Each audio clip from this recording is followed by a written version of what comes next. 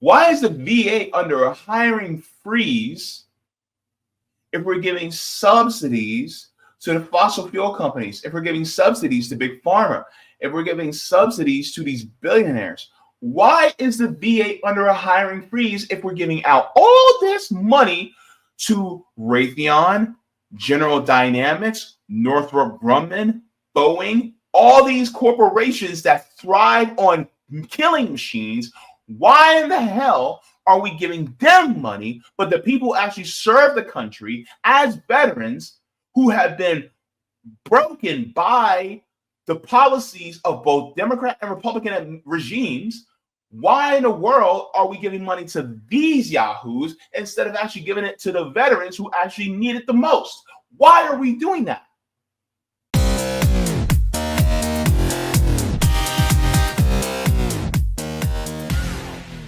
Veterans Affairs workers are screwed in these United States. And one of the main people who has done so to screw them was President Donald Trump. Him and his regime, of course, have actually just axed a few unions as far as late as last week, in the later parts of last week. And so a lot of workers who work for the Department of Veteran Affairs, they are now waking up to having less protection as workers within their workplace while taking care of the service members that have sacrificed for this nation. We're going to be getting into this, and then we're going to be getting into more of the nuts and bolts. But first, we're going to go into a video that I would like to get into as far as this subject goes. This is not good at all. I am looking at what's going on here. Let me see. What happened to my video? I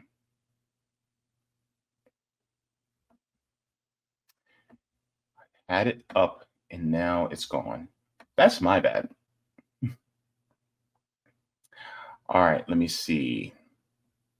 Okay. Sorry about that, guys.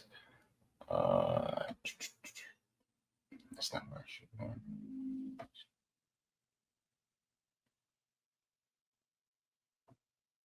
I know what happened.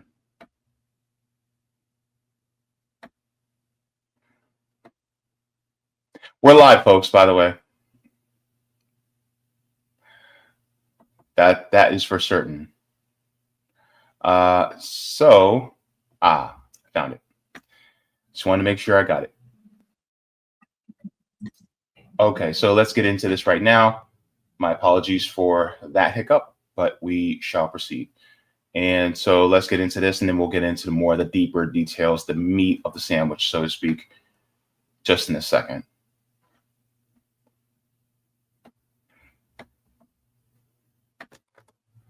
All right, let's take a look.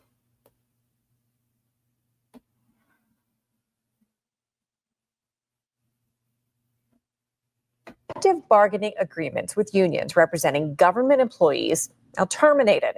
The Department of Veterans Affairs made the move after a court order blocking such actions was lifted last week. Covering Allegheny County tonight, Pittsburgh's Action News 4 reporter Kaylee Gunderson live in Oakland to bring us up to speed. And Kaylee, workers within the VA Pittsburgh health system now raising concerns for their collective bargaining agreements. Right, Andrew, questions about what this could mean for their employment. The Veterans Affairs Secretary Doug Collins making that move to terminate five different contracts between 5 different federal employees unions. Tonight, we're hearing from one, the American Federation of Government Employees. They represent employees here at the Pittsburgh VA Medical Center, and they're sharing with me what employees should keep in mind. What they need to know is their local union 2028 is the local there is there. They're not gone. They haven't been disbanded. But Philip Glover, National Vice President of AFGE's District 3, warning Pittsburgh workers they could see a shift in how management operates. Well, certainly management will take advantage of this decision and probably attempt to make changes to the working environment, maybe to schedules. There might be a whole lot of things that they do. This change. So let's stop there for a second. So when it comes to unions, right? I always say that unions are a step in the right direction. I think that workers should actually own, but this is more of a governmental. This is government. This is public sector, and so therefore, when it comes to unions, I am heavily in favor of unions. They should be required really in the public sector because honestly, you do not want any of these workers to be exploited. The problem is that now that protection is gone, where the unions can collectively bargain, the unions could have power. Really, the unions are the collection of workers that have power and say over how they're treated in the workplace. That protection is now gone. And so now this gives management the ability to be able to exploit the workers even more. And we're not just talking about the people who are doctors and nurses at the VA. We're talking about people who work in the administrative offices. We're talking about the people who may be transporters. We're talking about people who may be working in nutrition. We're talking about people who may be in housekeeping. We're talking about all the people that literally make the VA run. And so because they are being cut out from having this negotiating power as workers, now it gives the management and upper management carte blanche to exploit them and to overwork them and to give less pay because they're trying to be fiscally responsible or give more work and say, oh, well, we need to make the Veterans Affairs work more efficiently. And the problem is that as far as I know, from what I know of people who work at the VA on the inside, and of course, Lady Alex, you can also respond to this as well. But the VA has actually been on a hiring freeze for quite some time now. And so as the amount of veterans that use the VA grows, there's not many people to pick up that slack. So now they're kind of running with a skeleton crew. And a lot of times people look at doctors as seeing them as privileged and going, well, you're a doctor, you make good money, blah, blah, blah. But one thing that a lot of people don't realize, number one, doctors are still workers, right? Nurses are still workers. And so even though they may be higher up on, as far as the economic ladder, much is given, much is required, right? And with that said, a lot of the physicians, the doctors, the clinicians, they are also overworked, meaning that their caseload is heavier than what it should be. Meaning that, I'm gonna give you an example. And as somebody that's been disabled and somebody that's been within the healthcare industry, not within the healthcare industry, but dealing with healthcare professionals for almost 20 years, I can attest to this. The doctor comes in. The doctor asks you a couple questions. The doctor will tell you a couple things. They may take their stethoscope and they may listen to your breathing, touch you in the spots that they need to touch you, say a couple things, and in 5 minutes, they're out. They're out. Is that on purpose? Is that always because the doctor just doesn't care? Well, no.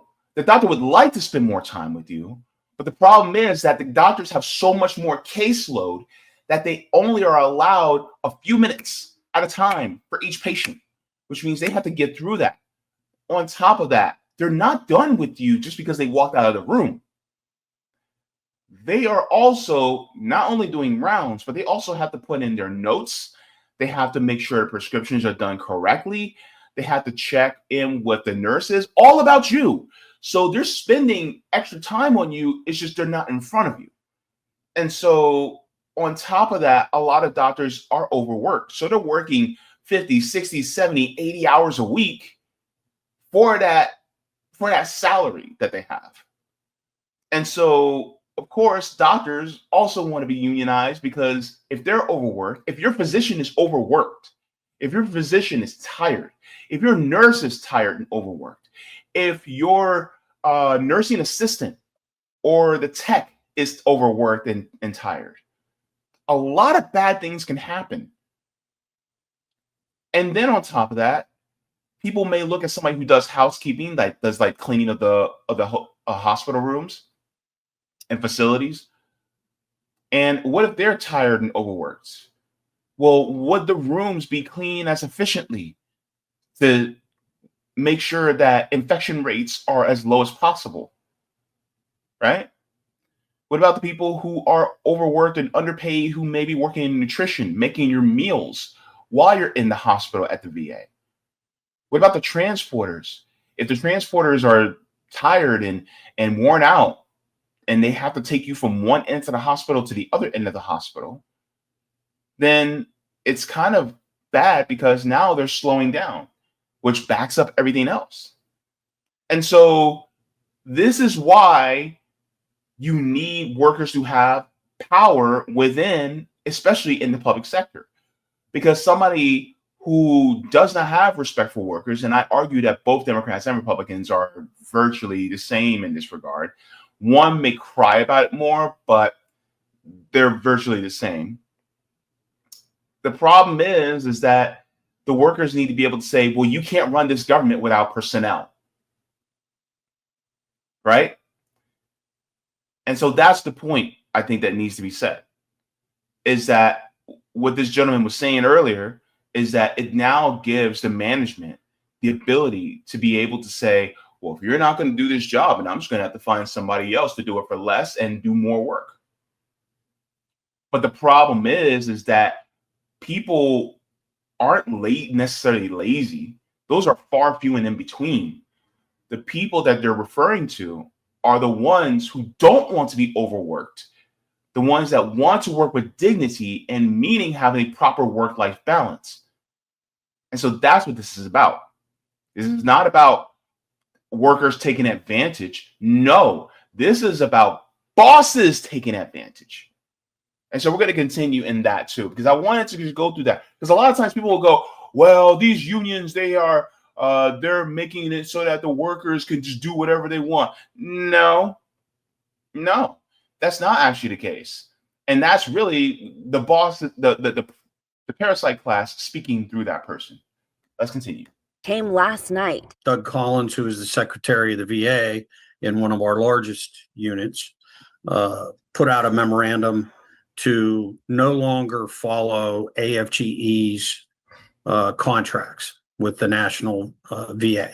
Collins making this move in response to an executive order by President Trump back in March that attempted to cut collective bargaining rights for many federal workers, claiming national security concerns. This is the latest action after months of litigation, and Glover expects legal challenges to continue. So AFG may be able to go straight into court on these employees' behalf without ever going through the administrative processes, now that they have done this exclusive recognition issue.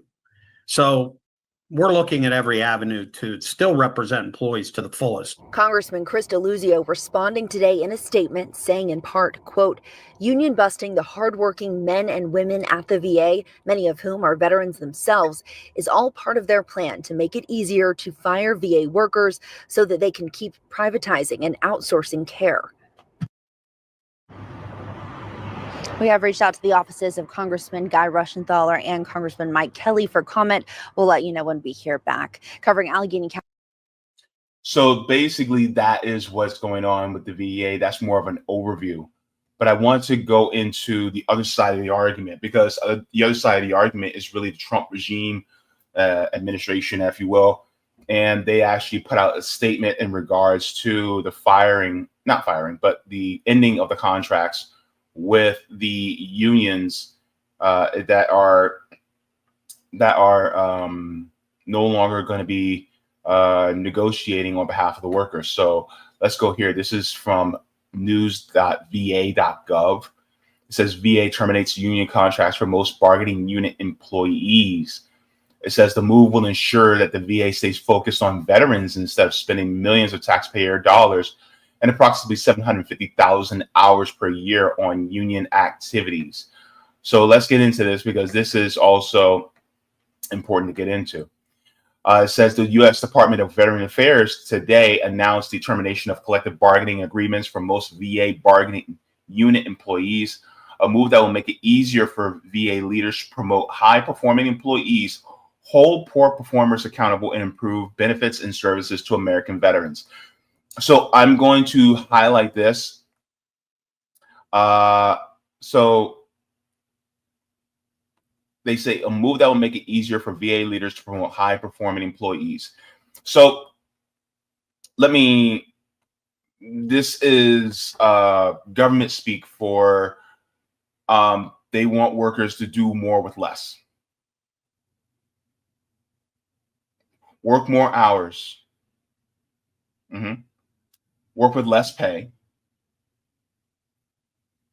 And maybe less benefits. See what I mean? So under the Biden administration, they were already under a hiring freeze, and they needed more workers.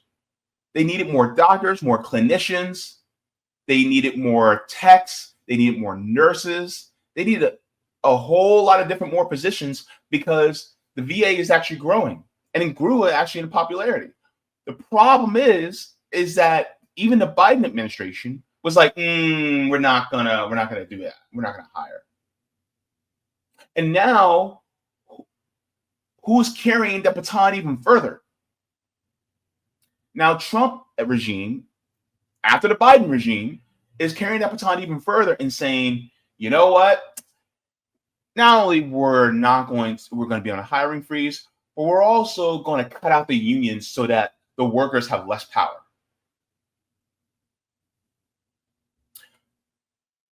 So let's continue on, and it says hold poor performers accountable. Now, I'm going to tell you why this is bullshit. Because holding poor performers accountable, are there poor performers? Yeah, in pretty much almost every job, there's somebody who does a poor performance, right? But that doesn't mean you take away the union. That means that you deal with the poor performers. And they're thinking, well, the unions are going to protect the poor performers. My question is who do you consider to be poor in performance? Are you talking about the workers that don't want to be overworked? The workers that don't want to be underpaid? Because here's the thing. These workers, a lot of times, some of these workers are barely able to make it, or they're just making it. And yet they're taking care of a population of people that have served their government. Now, whether they did it, for the right reasons or not, I'm not going to get into that. And a lot of these veterans were actually lied to by our government. So therefore, if these veterans were lied to by our government to fight in these imperialist regime change wars, and then they got their, themselves harmed, maimed, mangled, and broken because of it, well, the very least that the government can do is make sure that they're taken care of for the rest of their lives as far as healthcare. But even then, they don't want to do that. And so here's the problem. If you don't take care of the people taking care of our veterans, then are you taking care of our veterans?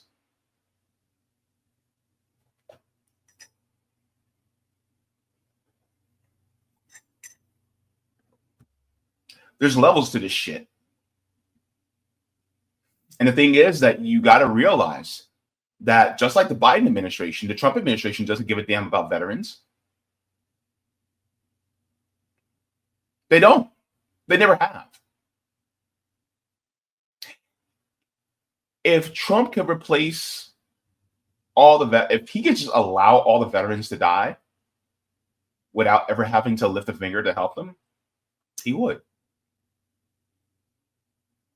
Pretty much 99% of everybody that is in Washington, that is in the upper echelons of power in Washington, D.C., they really don't care about veterans. They say they do, right?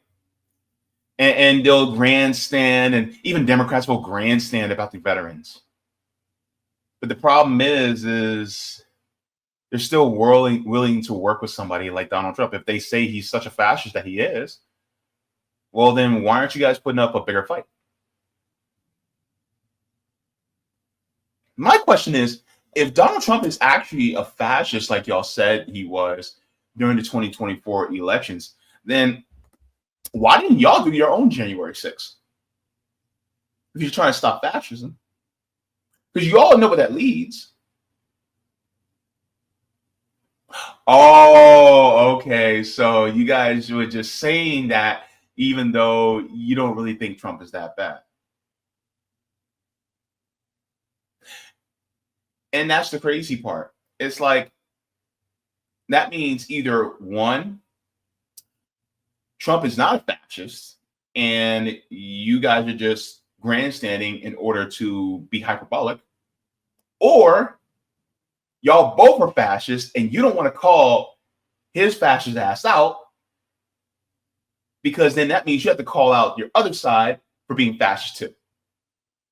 I'm leaning towards the latter.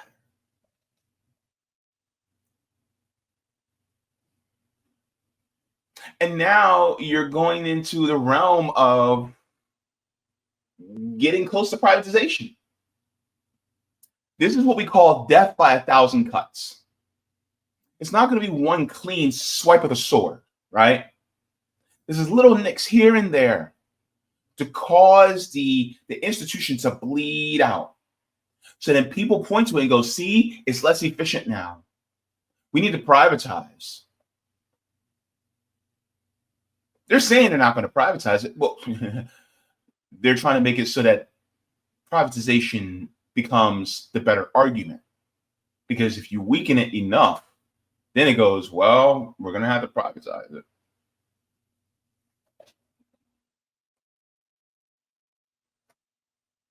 So let's continue on.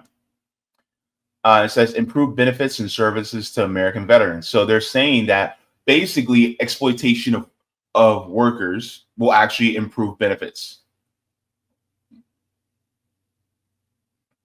My question is, if you guys wanted to improve benefits for veterans, then why do we have a lot of them that are homeless right now?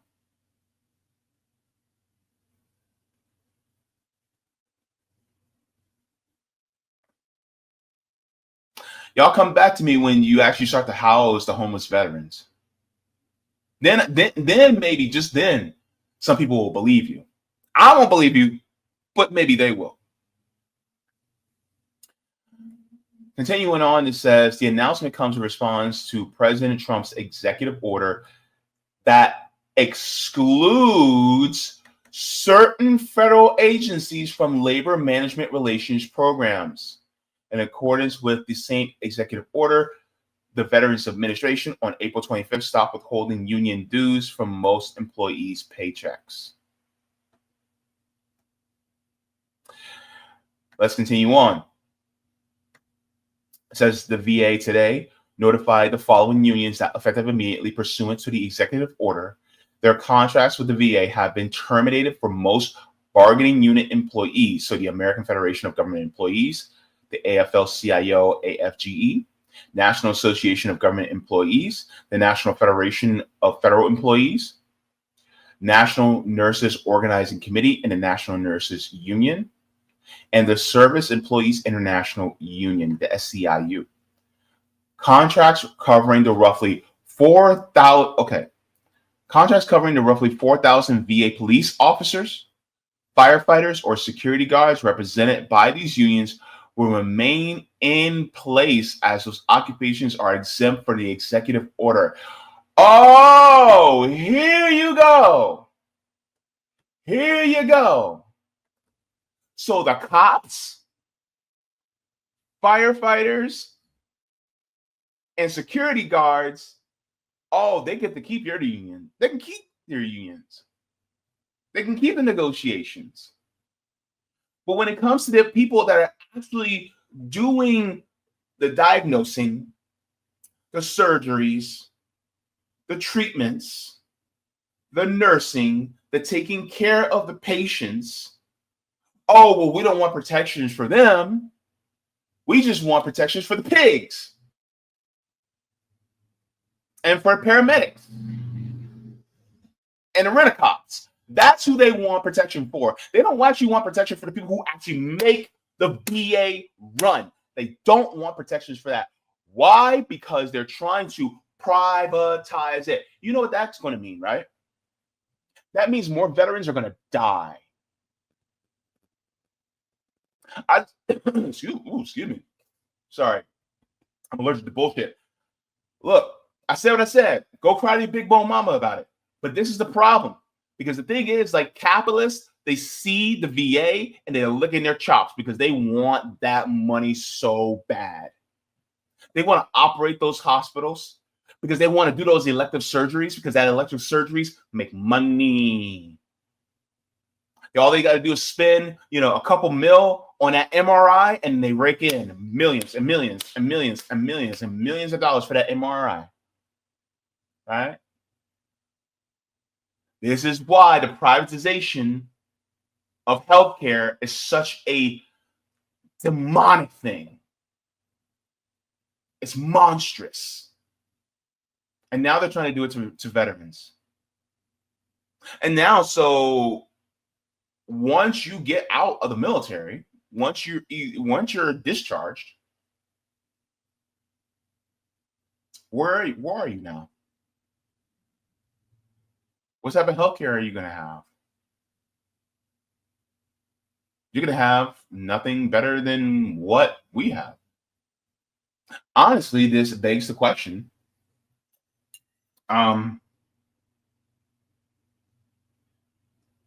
What are the benefits of joining the military again?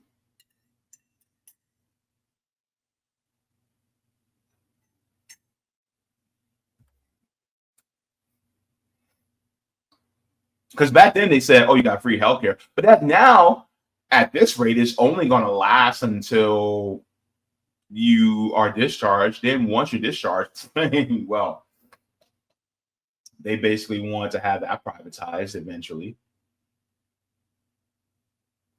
Then after that, guess what they're going to do? They're going to see all those veterans and they're going to see, well, you know what? Maybe we shouldn't give them zero interest home loans. Maybe we shouldn't give them free college. Maybe we should have them pay because that will be more money in our pockets. Because we can put them more in deeper debt. So all the benefits that got people in the military, y'all ruining it.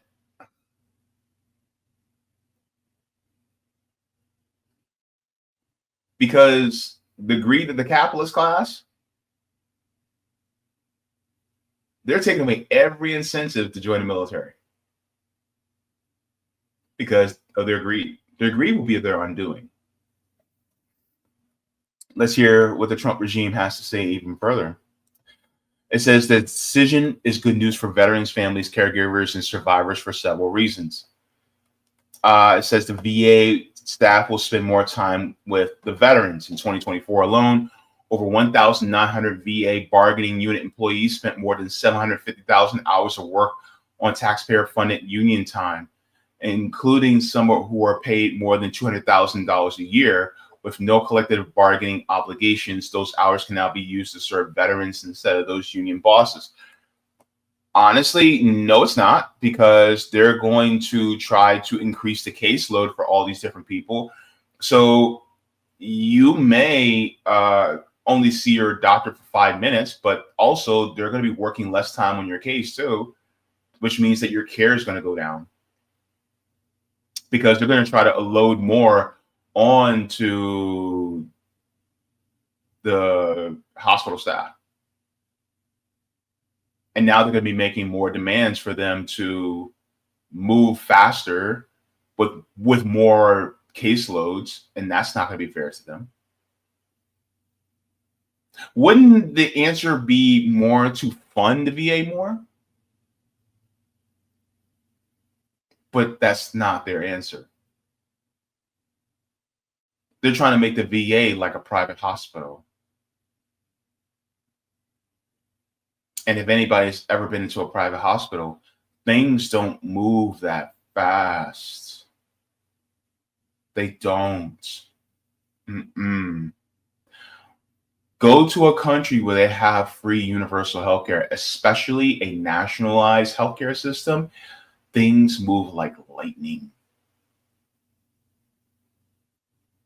I've heard of people going to places like China where they had to go see a doctor about maybe a sprained ankle or something like that. They go, they see the doctor's available immediately, right? You go see the doctor checks you out, and the doctor goes, okay, go down the hall, go to imaging down the hall. And then they're already ready for you down the hall for imaging. You don't have to make an appointment for a separate imaging center, and you have to wait a few days to go to the imaging center. Then you have to submit your information for some type of insurance in order to be able to get imaging done, and then had to make sure it's within network. No, you go to the doctor sees you. Okay, go down the hall, go get imaging. Then in a few minutes, the imaging's done. The doctor has the imaging, and then next thing you know, he's like, "Oh, okay, it looks like you have a small hairline fracture here," or "Oh, it's just a sprain. You're fine. I'm going to prescribe you this." And then it's like, "Okay, we'll go to the pharmacy." Well, where's the pharmacy? The pharmacy's down the other way down the hall. And so then, by the time you walk out the hospital, you may have a cast or a brace on, right? And instead of walking out with a prescription, you're actually walking out with the medication. And even if you have to go to a separate pharmacy for the medication, then you go there and it's pennies on the dollar in comparison to here. And yet they don't want to do that for veterans. Does that make sense to you? They don't even want to do that for veterans.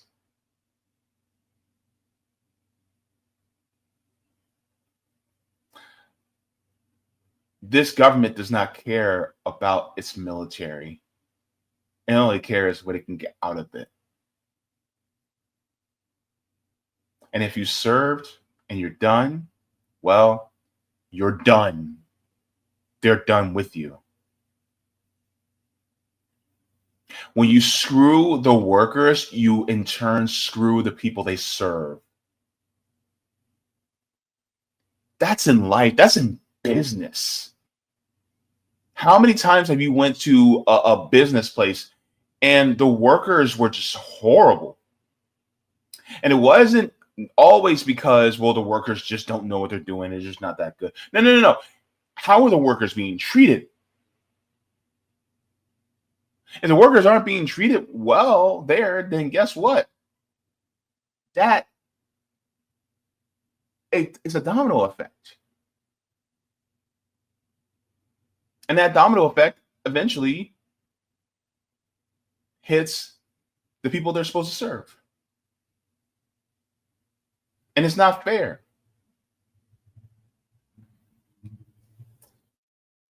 Let's continue on. It says VA facilities can focus on treating veterans instead of hosting unions. More than 187,000 square feet of VA office and clinical space is currently being used by union representatives free of charge. This has cost VA millions of dollars in lost rent,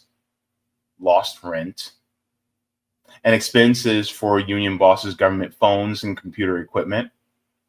Today's decision will ensure VA facilities are fully focused on helping veterans get the care and benefits they earned instead of serving as free regional offices for unions that oppose our efforts to improve the VA.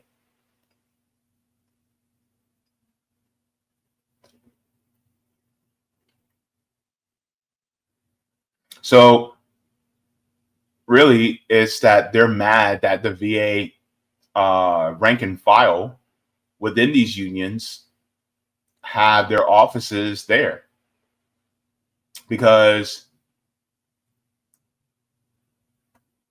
they need to be close to the workers so that the workers can report to them, if anything that the bosses try to do is wrong.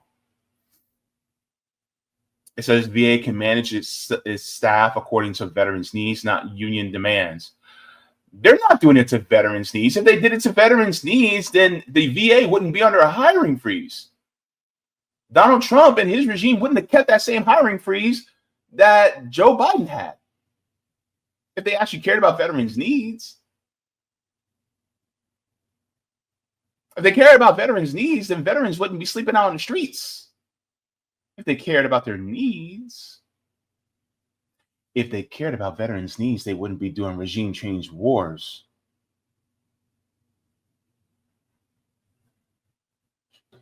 If they cared about veterans' needs.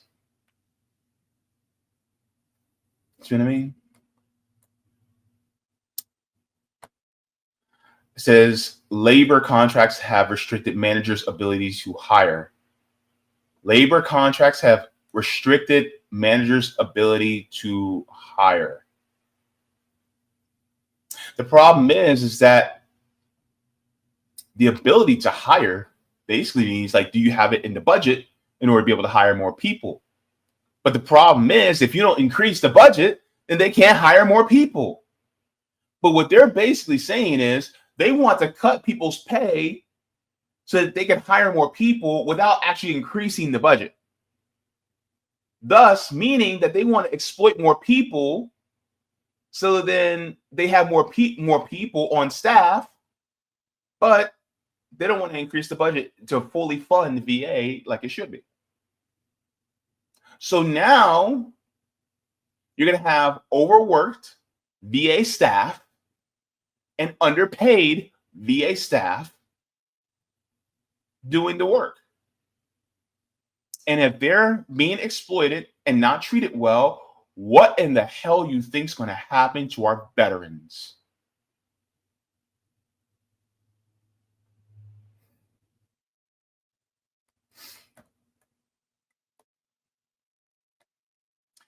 It says promote and reward high-performing employees. That means the employees that are willing to be exploited in order to get ahead. But the problem is that they're willing to forego their work-life balance. They're willing to not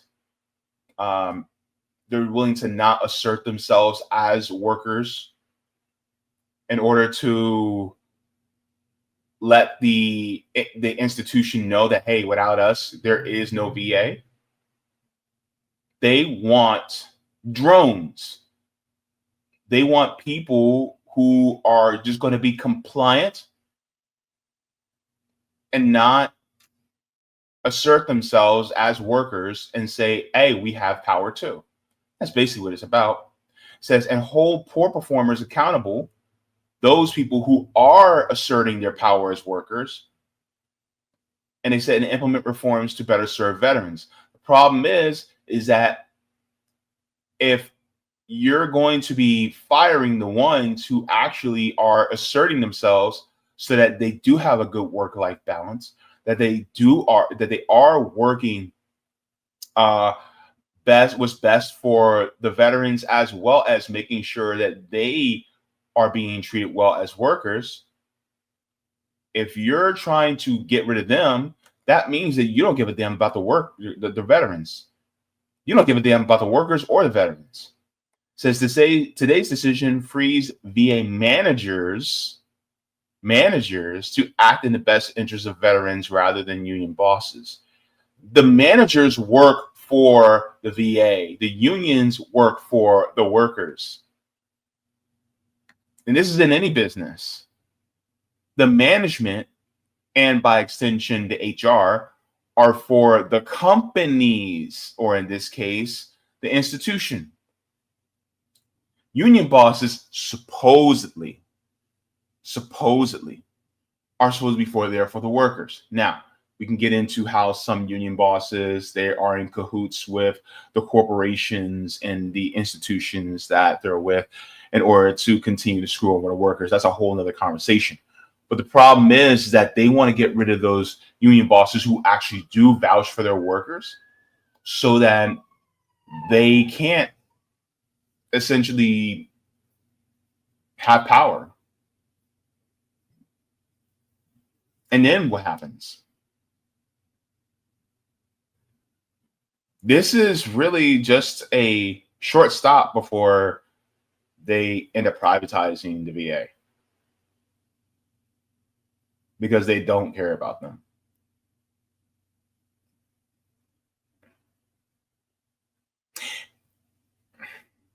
If the VA actually cared about veterans, they wouldn't have put them in harm's way in the first place. If the government actually cared about them, they wouldn't have put them in harm's way. They wouldn't have sent you guys to Vietnam. They actually cared. They wouldn't have sent you to, look after oil fields in places like Kuwait, Iraq, Afghanistan. They wouldn't have sent you over there for that if they actually cared.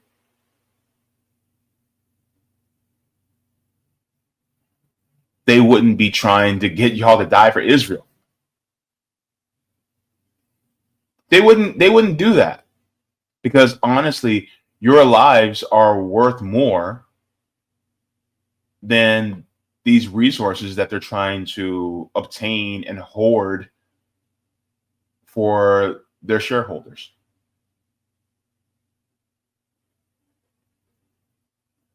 And is the opinion of the U.S. government that a U.S. soldier that has not been discharged is worth more than the life of a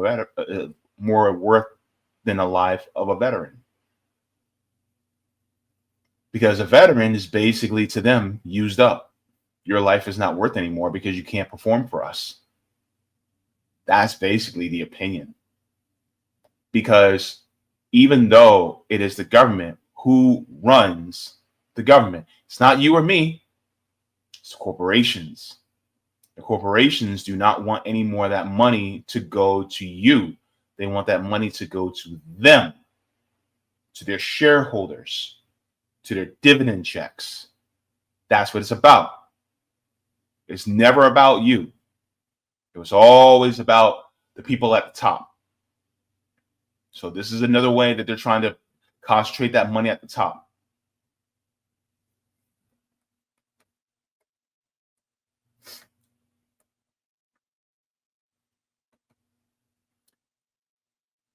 Says too often unions that represent VA employees fight against the best interests of veterans while protecting and rewarding bad workers.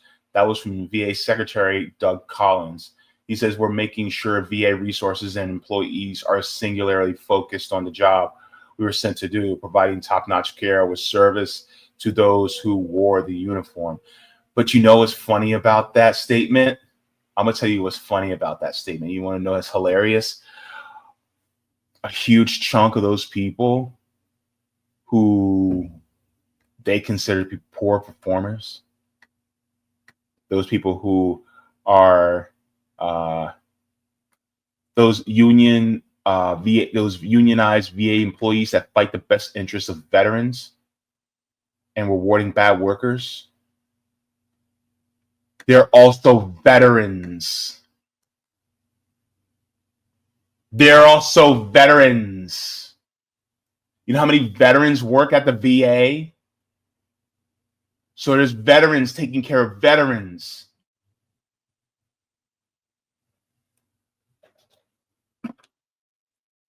That's what the Donald Trump regime, that's what the Biden regime, that's what they think about you guys. This is why we talk about both parties are trash. They're refuse. They're garbage. Because they do not give a damn about you. Even if you served your country, they don't care. They never did.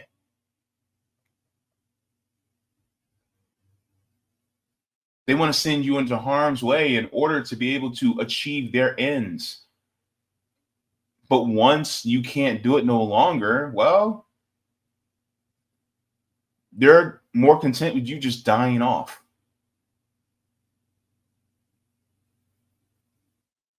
They view you no differently than somebody views used toilet paper.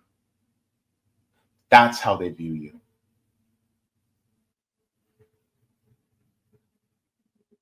They are inhumane in how they see people. So that was really from the Trump administration and how they view people. And I'm telling you right now, this is what they're trying to do. They're trying to privatize it so that they can give more money to the corporations, right? Here is somebody, a doctor had put this in the National Institute of Health. I'm going to read this right here. He says the VA cannot be privatized because of the comprehensive care that it provides, the degree of integration, the wealth of resources, and the level of expertise in caring for the complex medical, psychiatric, and psychosocial problems of veterans cannot be replicated. Nor is this just my opinion. A recent RAND Corporation study documents the evidence. There are many medical services in the private sector that may be delivered more efficiently. And Congress has just passed a Mission Act to allocate funds needed to ensure our veterans have wider and easier access to private care resources. Yet someone must coordinate, monitor, and center all these services on the veteran.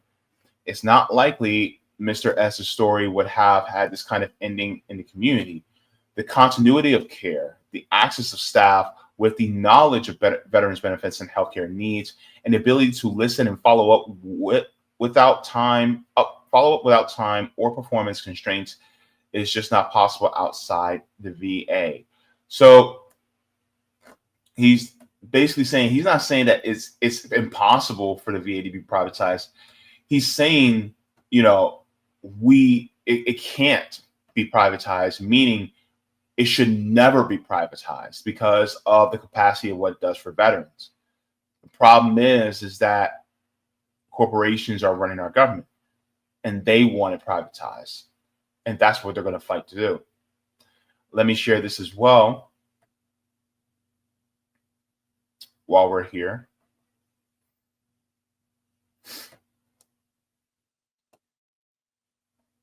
It says the new budget passes to privatize care, risking veterans' health system. Now, this is from Democratic Representative Mike Levin, but he posted this a couple weeks ago. It says while the recent headlines have been dominated by the passage of President Trump's big beautiful bill and its impacts on Medicaid and food assistance, something critical is happening that every veteran and every American who honors their service needs to know. On the surface, the new Department of Veterans Affairs budget proposal from the Trump administration and House Republicans looks generous. It increases total VA healthcare funding. However, nearly 75% of all new medical care funding is not going to the VA system at all. Instead, it is being shifted to outside private providers. That includes $14.4 billion increase for funding for community care, a 67% jump from last year, and there's been no clear explanation for why this massive increase is necessary. So it talks about how the community care was created under the Obama administration. It says if a veteran lives in a rural area and faces long wait times or needs care the VA cannot provide, they should be able to get help from a provider in the community. That is something I have long supported. But what is happening now is something very different. We are watching the slow dismantling of the VA from the inside out, buried in a budget document. If left unchecked, this will fundamentally weaken the VA system and millions of veterans rely on. But here's the thing that Representative Congressman Levin is not telling you, is that a lot of this actually started with also the Democrats too. Because the problem is that the VA was under a hiring freeze. Why was the VA under a hiring freeze when we're giving over $3 billion a year to Israel? Why is the VA under a hiring freeze when we're giving billions of dollars to Ukraine?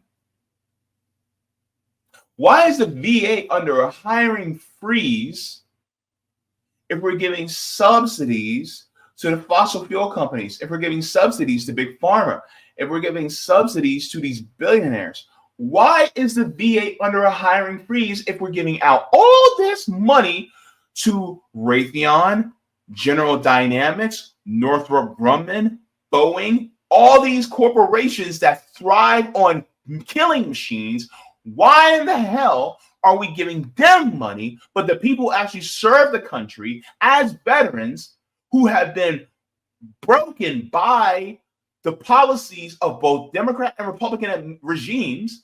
Why in the world are we giving money to these yahoos instead of actually giving it to the veterans who actually need it the most? Why are we doing that?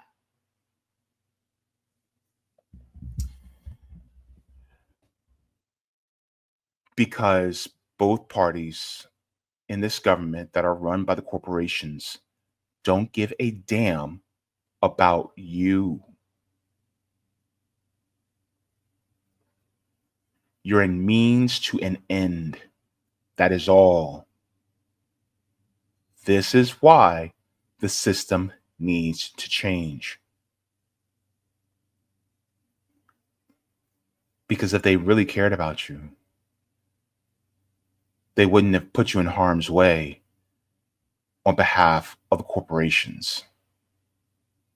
And that's what they did.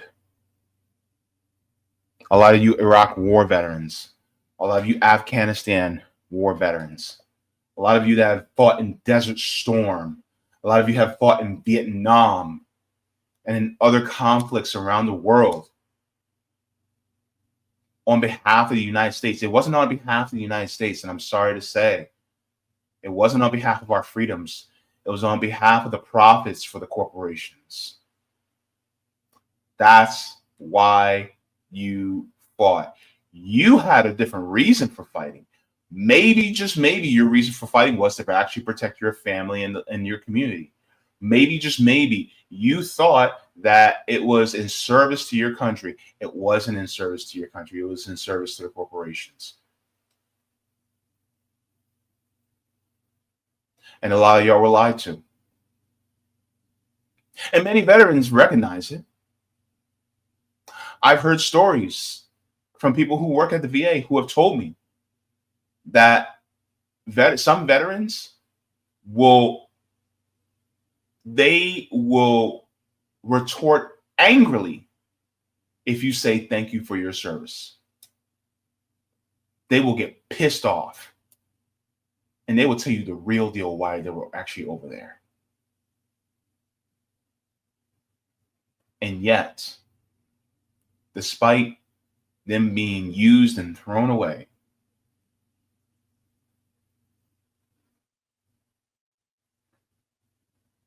they don't want to take care of them once they break them. The US government doesn't want to take care of them. So this is why when we talk about stories like this, what is happening with the VA, this needs to be something that's talked about across this nation. Because ultimately,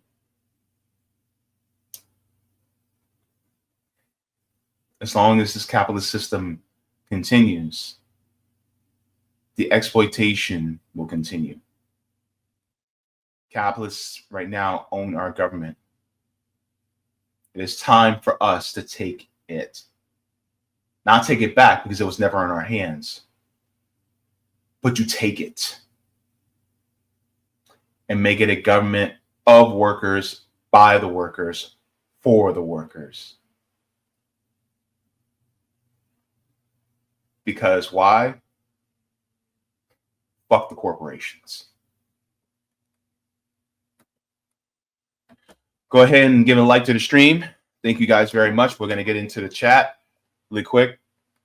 I'm going to check on the Rockfin and Rumble to see if we have any Rumble rants and any Rockfin tips.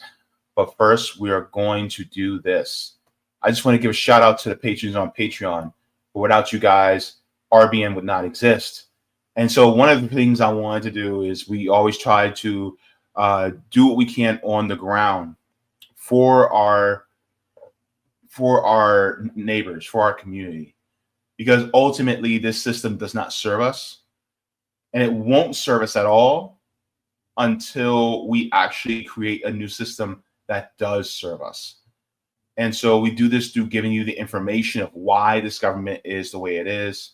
But at the same time, we also try to show you how to be able to build dual power, the education that's necessary in order to combat this system and to have something that's brand new. And so we thank you guys for, allowing us to be able to come into your homes and on your devices to be able to communicate this with you. And thank you so very much for subbing, subscribing, sharing, or even getting our merch, whatever have you, to support the channel. We do appreciate it. But we also try to do what we can on the ground ourselves because we are part of the community too. So let me check on I'm going to check to see if we have any Rockfin tips and then if we have any Rumble chats. Okay. Let me go into the Rockfin first, and then I'll go into the Rumble side to see if we have any Rumble rants as well. So, let's go here. All right. So thank you very much for this, Roger. He says, wow, what a coincidence. I saw this, and it's a tweet. Yeah. So I already have that. I was going to talk about that on Tuesday, but because it's relevant, I'll show it.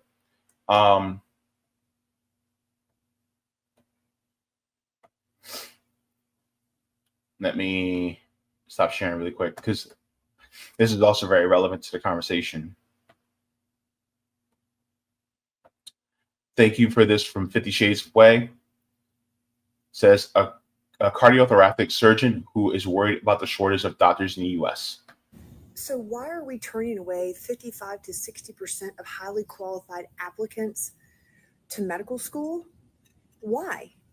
The Association of the American Medical College basically explains that 55 to 60% of highly qualified medical school applicants are rejected. The reason?